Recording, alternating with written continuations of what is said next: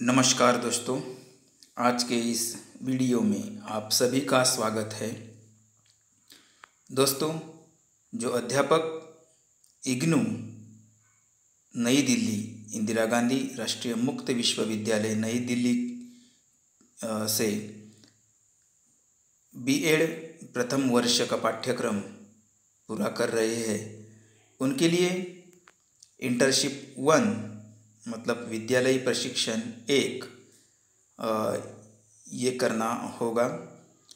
तो उसके लिए इस प्रोग्राम के लिए इंटर्नशिप फाइल किस तरह बनानी है, उसमें क्या क्या क्रियाकलाप तैयार करने हैं, उसको लिखने हैं और प्रस्तुत करने हैं, इसकी पूरी जानकारी हम इस वीडियो में एक नमूना के तौर पर देखेंगे।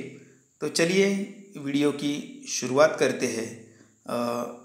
आपसे एक विनती है कि यह वीडियो अंतिम तक देखें और आपको नोटिफिकेशन के लिए इस वीडियो को ज़रूर सब्सक्राइब करें। तो चलिए हम देखते हैं इंटर्नशिप फाइल बनाते वक्त क्या करना है। तो शुरू में ये मुखपृष्ठ है, वो मुखपृष्ठ हमें बनाना पड़ेगा। इसके ऊपर विश्वविद्यालय का नाम, इंटर्नशिप, विद्यालय प्रशिक्षण ऐसा लिखना होगा, पाठ्यक्रम और कौन से सत्र से ये विद्यालय प्रशिक्षण पूरा कर रहे हैं, उसका सत्र का भी नाम वर्ष लिखना पड़ेगा। उसके बाद क्रियाकलाप का नाम जो है, पहला क्रियाकलाप विद्यालय अवलोकन सूची, उसके बाद अपना नाम, उसके नीचे एनरोलमेंट नंबर और जिस अभ्यास केंद्र से ये पाठ्यक्रम पूरा कर रहे हैं उस अभ्यास केंद्र का भी नाम हमें इस मुखपृष्ठ पर मेंशन करना होगा। इसके बाद चलते हैं हम विद्यालय अवलोकन सूची। यहाँ पे जिस विद्यालय में मैंने इंटर्नशिप कार्य किया है उसका मैं यहाँ अवलोकन किया हूँ। एक नमूना के तौर पर आप भी इस तरह अपने विद्यालय का अवलोकन बना सकते हैं। तो यहाँ पे जो मुद्दा है, प्रशिक्षु अध्यापक का नाम, उसके बाद नामांकन संख्या मतलब एनरोलमेंट नंबर, विद्यालय का नाम, विद्यालय का प्रकार। अभी विद्यालय का प्रकार, इसमें आप अलग अलग प्रकार के विद्यालय होते हैं, मतलब सहायता प्राप्त, बिना सहायता वाले, सरकारी विद्यालय, बीएमसी के विद्यालय, इसी तरह विद्यालय रहते हैं। विद्यालय की स्थिति, विद्यालय ग्रामीण हो या शहरी हो उसको मेंशन करना है। विद्यालय की कक्षाएं, कितनी कक्षा तक ये विद्यालय है। अभी मैंने जो विद्यालय चुना है वो 8वीं कक्षा से 10वीं कक्षा तक है और उसमें बच्चों की संख्या 69 है। विद्यालय का पता हमें लिखना होगा। उसके बाद विद्यालय की मान्यता, तो विद्यालय कौन सा है मान्यता प्राप्त, मतलब स्टेट बोर्ड का होगा या सीबीएसई, आईसीएसई, जो भी विद्यालय की जो मान्यता है वो हमें लिखनी है। उसके बाद कक्षावार विवरण, मतलब कक्षा जितनी है, अभी यहाँ पे कक्षा 8 से 10 तक है, तो 8वीं, 9वीं, 10वीं। इसमें बाद अनुभागों, मतलब क्लास कौन कौन से है, उनकी संख्या और कुल शिक्षार्थी हर एक क्लास में कितने हैं। उसके बाद विद्यालय के शैक्षणिक एवं गैर शैक्षणिक कर्मियों का विवरण, उसमें अध्यापक की संख्या लिखनी होगी और गैर शैक्षणिक कर्मियों की संख्या, मतलब प्यून होगा, क्लार्क होगा, उनकी संख्या हमें यहाँ लिखनी है। उसके बाद चलते हैं हम विद्यालय का अवलोकन का प्रतिवेदन किस तरह बनाना है। तो यहाँ पे प्रस्तावना में हम विद्यालय का स्थान और विद्यालय की स्थापना कहाँ से हो गई और विद्यालय की पूरी पार्श्वभूमि इसमें हम लिखेंगे कि किस तरह ये विद्यालय की प्रगति हो चुकी है, इसमें किन्हीं लोगों का सहयोग है, इसकी जानकारी हम इसमें दे सकते हैं। और साथ ही साथ ये विद्यालय की यशोगाथा जो होती है कि जिन्हें जिस तरह इस विद्यालय से पढ़कर कोई आगे कुछ छात्रों ने प्रगति की है, उनका भी यहाँ पे शॉर्टकट में आप परिचय दे सकते हैं। और विशेष तौर पर इस विद्यालय ने क्या किया है, ये प्रस्तावना में हम शॉर्टकट लिख सकते हैं। उसके बाद पहला मुद्दा है क विद्यालय का भौतिक परिवेश, मतलब जिस विद्यालय में आप इंटर्नशिप कार्य कर रहे हैं उस विद्यालय का पूरा भौतिक जो परिवेश है उसमें भौतिक सुविधाएं कौन कौन सी है, मतलब गेट्स से, प्रवेश द्वार से बाथरूम की ओर तक, जहाँ जहाँ जहाँ भी विविध प्रकार की सुविधाएं है उसका यहाँ में हमें परिचय देना होगा। खेल का मैदान हो, प्रयोगशाला हो, ग्रंथालय हो, कंप्यूटर रूम हो, और साथ ही साथ क्लासरूम हो, डिजिटल क्लासरूम हो, अध्यापक की खोली हो, जो भी सुविधाएं, वाटर की सुविधाएं हो, तो जो भी सुविधाएं स्कूल में है तो किस तरह सुविधाएं है और किसी तरह बच्चा उसका उपयोग करता है, छात्र के उपयोग में आते हैं, उसका परिचय हमें इस मुद्दे में देना पड़ेगा।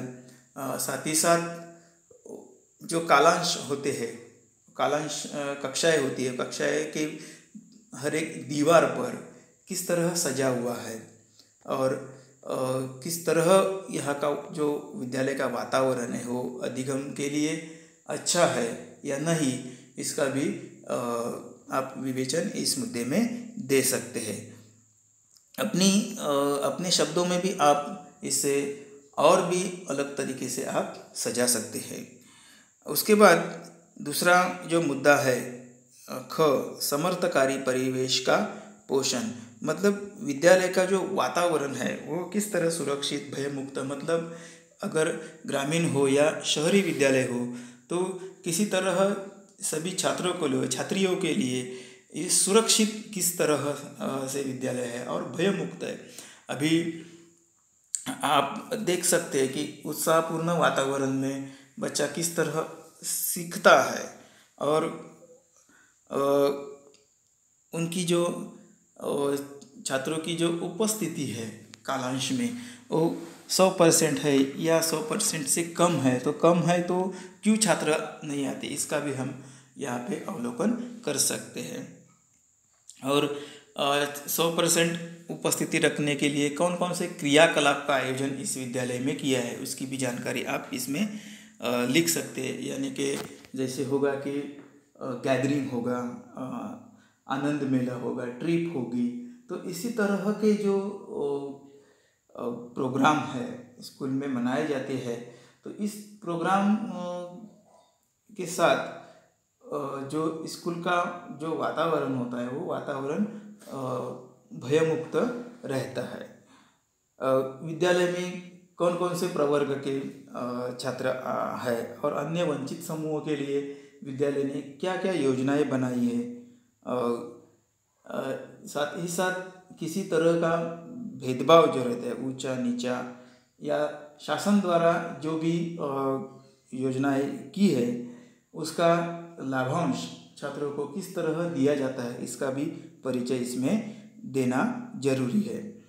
ग मुद्दा है विद्यार्थियों की विद्यालय में भागीदारी और मूल्यों को प्रोत्साहन, मतलब भारतीय संवैधानिक जिनमें प्रावधान बनाए गए हैं इसमें से जो मूल्य है न्याय, समता, स्वतंत्र, बंधुता आदि मूल्यों का सम्मान, मतलब आदि मुद्दों के आधार पर किस तरह विद्यालय का कारोबार चल रहा है और उसको संवर्धन उसका करने के लिए किस तरह की क्रियाकलाप या गतिविधियाँ का आयोजन स्कूल में किया जाता है उसका भी परिचय इसमें देना होगा।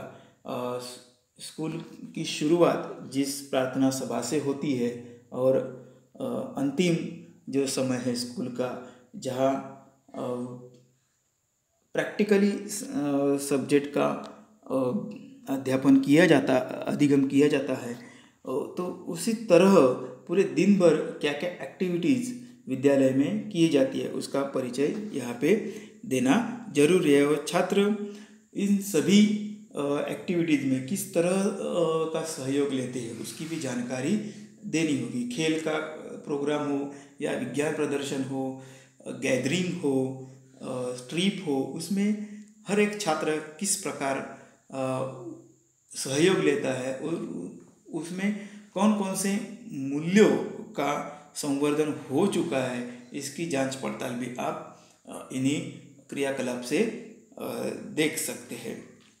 और इसी के साथ विद्यालय का जो स्थान है वो भी विकसित हो जाता है। उसके बाद अधिगम संसाधन, छात्र को पाठ्य पुस्तक के अलावा और भी कुछ सामग्रियाँ है उसको पढ़ाने के लिए ग्रंथालय की उपलब्धता या अन्य उनको जानकारी भी देनी जरूरी है। तो विद्यार्थियों की संख्या के अनुसार किताबें है या नहीं, साथ ही साथ उनका नियोजन किस तरह से किया गया है, विद्यार्थी और अध्यापक द्वारा कुछ दृक श्राव्य संसाधनों की निर्मित की गई कि नहीं, विज्ञान प्रदर्शन के माध्यम से विद्यालय और अध्यापक और छात्रों ने किस तरह से अपनी प्रगति की है, इसकी भी जानकारी इसमें आप दे सकते हैं।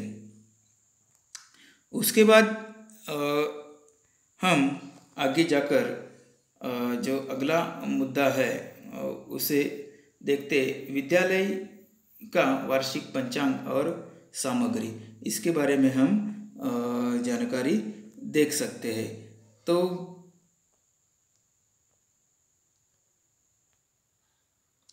इस मुद्दे में विद्यालय ने पूरे वर्ष का पंचांग बनाया जाए, उस पूरे वर्ष में कौन कौन सी गतिविधियाँ कभी कभी लेनी है, मतलब विद्यालय जब भी स्टार्ट होता है जून से अप्रैल तक, तो इस 11 महीने में कौन कौन सी एक्टिविटीज़ कौन कौन से महीने में लेनी है, उसका जो आयोजन है, उसकी योजनाएं है किस तरह बनाई है, उसकी जानकारी इस में देनी है। अध्यापन का नियोजन मतलब टीचिंग प्लानिंग, साथ ही साथ स्पोर्ट्स, गैदरिंग और ट्रिप का आयोजन, उसके साथ जन्मदिन, पुण्यतिथि, तो इसी तरह के प्रोग्राम कौन कौन से महीने में है और विशेष तौर पर विद्यालय का कुछ क्रियाकलाप रहता है तो वो किस तरह किया है, कौन से महीने में किया है और उसका टाइमिंग या सब यहाँ पे देना जरूरी है। सुबह का जो परिपाठ होता है मतलब प्रार्थना सभा होती है, किस तरह सोमवार से लेकर शनिवार तक आयोजन किया जाता है, या कोई विद्यालय 2 सत्र में भरता होगा, मतलब सुबह 8 से 12, 12 से 6 या 11 से 5, तो उसका टाइमिंग भी यहाँ पे हमें मेंशन करना है। और प्रार्थना सभा से लेकर अंतिम जो तासिका है वहाँ तक, अंतिम पीरियड है वहाँ तक क्या क्या नियोजन किया है उसका परिचय इसमें हमें देना है।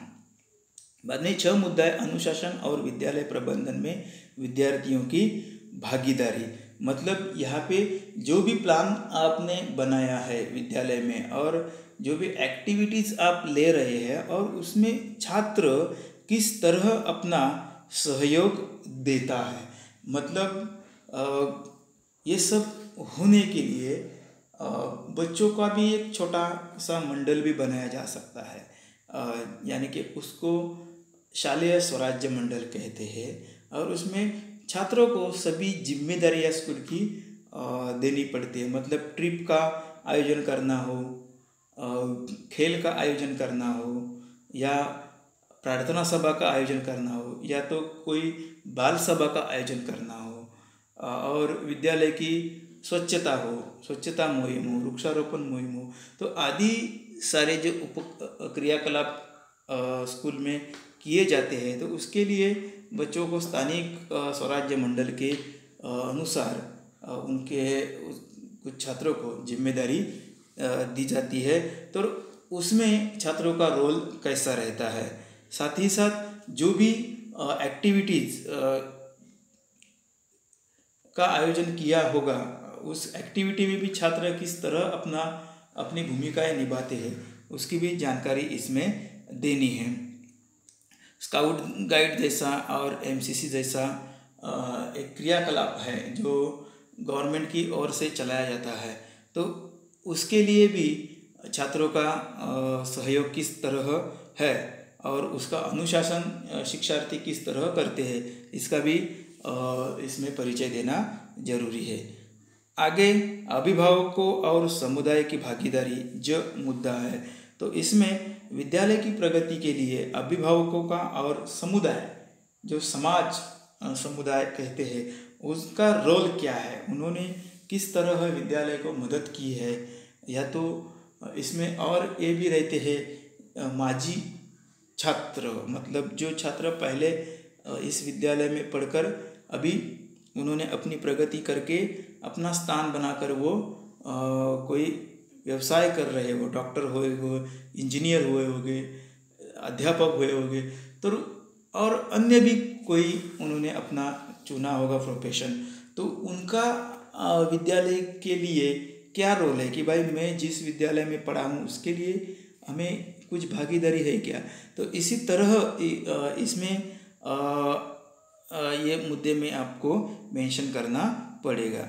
आगे जो मुद्दा है नवाचार और सर्वोत्तम कार्य, मतलब अन्य इस तरह की नवाचार मतलब कुछ नया कार्य, अलग सा कार्य, अन्य विद्यालय के बराबर अलग सा कुछ कार्य इस विद्यालय ने किया है, तो उसकी जानकारी भी आप देख सकते हैं। अभी मैंने जो विद्यालय चयन किया था तो उसकी स्थापना 1996 में हुई थी और 2022 में ये विद्यालय को 25 साल पूरे हो गए हैं। तो इसी तौर पर ये विद्यालय की जो संस्था है वो 25वां रौप्य महोत्सव मनाए जा रहे हैं। तो और ये 25 साल में इस विद्यालय ने बाह्य जो क्रियाकलाप होते हैं, बाह्य गतिविधियाँ होती है, उसमें किस तरह सहयोग लिया, यानी कि विज्ञान प्रदर्शन हो,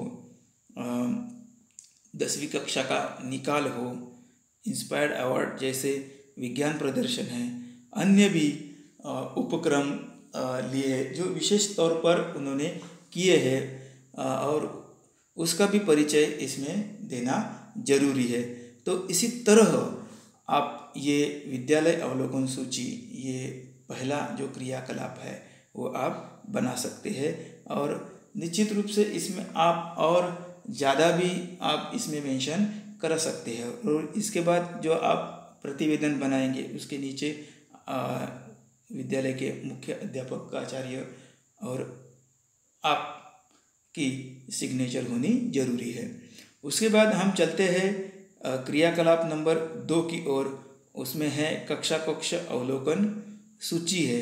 तो इसमें क्या करना है, कक्षा कक्ष अवलोकन सूची में हमें क्या करना है, तो यहाँ पर आपने जो शिक्षण विषय के लिए 2 विषय चुने होंगे, यानी कि गणित होगा, साइंस होगा, सोशल साइंस होगा, अंग्रेजी होगा, हिंदी होगा, तो जो भी आपने विषय 2 चुने हैं उसमें हर एक विषय में आपको जो अध्यापक पाठ योजना में पढ़ाते हैं उसका अवलोकन करना है।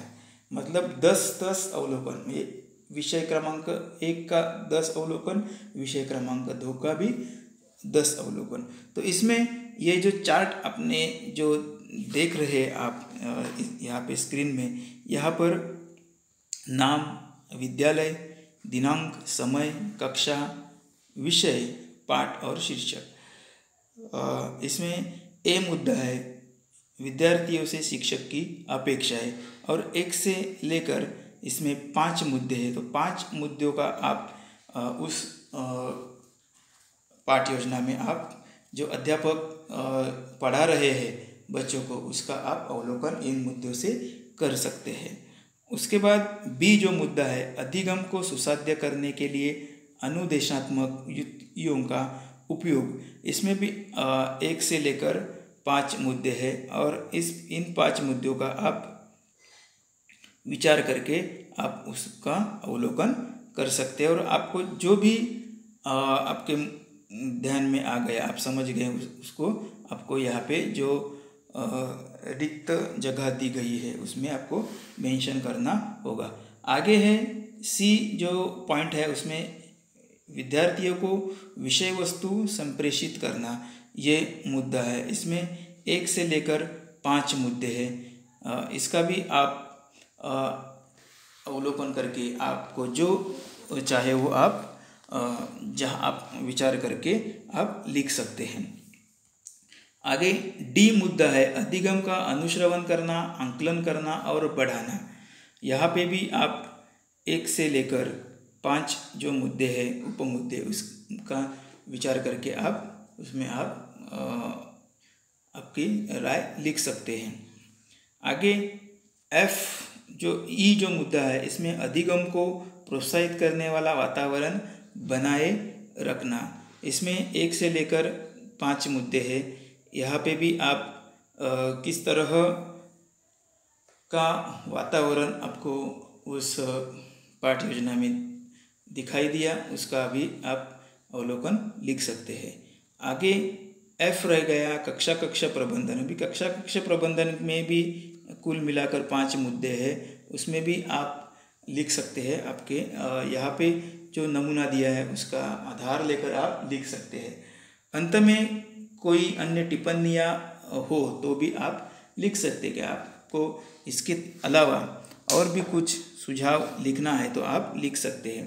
और नीचे आप प्रधानाचार्य की सिग्नेचर व आपकी सिग्नेचर लेकर इसी तरह के आप शिक्षण विषय 1 के लिए 10 अवलोकन और शिक्षण विषय 2 के लिए 10 अवलोकन करने हैं। उसके बाद चलते हैं हम क्रियाकलाप 3 की ओर।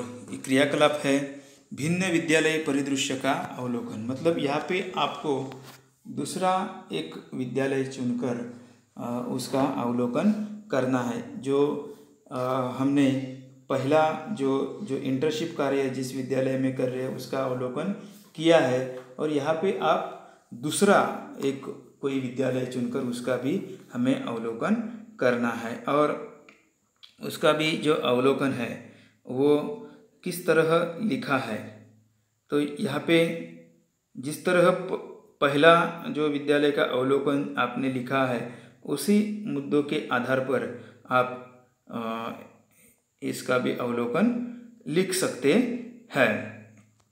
मुद्दा जो है वो आप सेम ले सकते हैं। मतलब विद्यालय थोड़ा सा अलग होना भी ज़रूरी है। जो अपने पहले विद्यालय चुना वो अगर ग्रामीण है तो दूसरा विद्यालय शहरी चुनो, या तो पहला विद्यालय शहरी है तो दूसरा विद्यालय ग्रामीण चुनो। क्योंकि दोनों विद्यालय अलग होने के कारण दो अलग विद्यालय में किस तरह दोनों का जो कारोबार है वो किस तरह है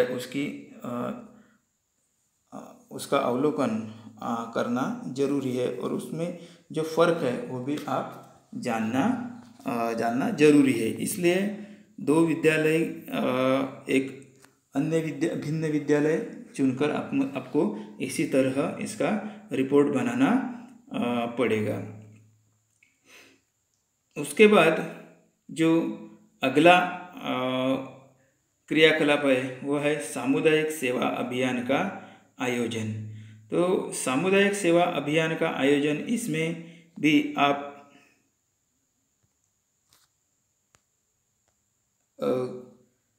उसका भी आप रिपोर्ट किस तरह बनाना है और कौन सा सामुदायिक सेवा का अभियान का आयोजन करेंगे। तो यहाँ पे हमने स्वच्छता अभियान इसका आयोजन किया था। ये आप कोविड-19 लॉकडाउन के बाद स्कूल खुले, और स्कूल खुलने के बाद जो स्कूल का जो वातावरण था वो थोड़ा सा पहले जैसा अभी नहीं था। इसलिए यहाँ पे हमने शुरू में स्वच्छता अभियान का आयोजन विद्यालय में किया था। और स्वच्छता अभियान का आयोजन करते वक्त इसमें जो उद्देश्य रखा था कि बच्चों में स्वच्छता की आदत निर्माण करना, बच्चों में स्वयं स्वच्छता और परिवेश स्वच्छता के लिए प्रेरित करना, स्वच्छता अभियान द्वारा विद्यालय एवं गांव की स्वच्छता करवाना, स्वच्छता के संदेश की जानकारी बच्चों को देना, सामुदायिक सेवा अभियान में बच्चों को सहयोग लेने के लिए प्रेरित करना और ग्राम स्वच्छता अभियान में छात्रों को सहयोग लेने के लिए प्रेरित करना। इसी तरह कुछ उद्देश्य रखे थे।